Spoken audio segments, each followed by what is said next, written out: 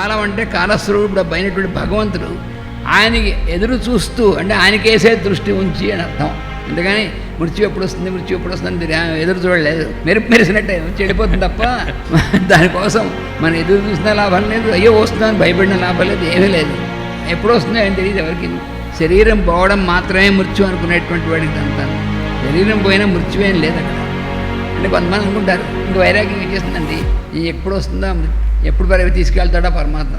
నిజంగా వాడు తీసుకెళ్తాను వస్తే వెళ్తామండి మళ్ళీ అన్నమాట.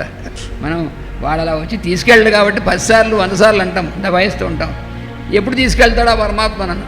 వాడు తిరగా వచ్చిన తర్వాత కాసేపు బాగు నాకు ఇంకా చాలా పనుంది పూర్తి చేసుకొస్తానంట. ఎవడు బోడు, తనంతట తాను ఎవడు బోడు. ఊరికనే మనం మాట వరుసగా అంటూ ఉంటాం. అది వైరాగ్యం గారు పాడు.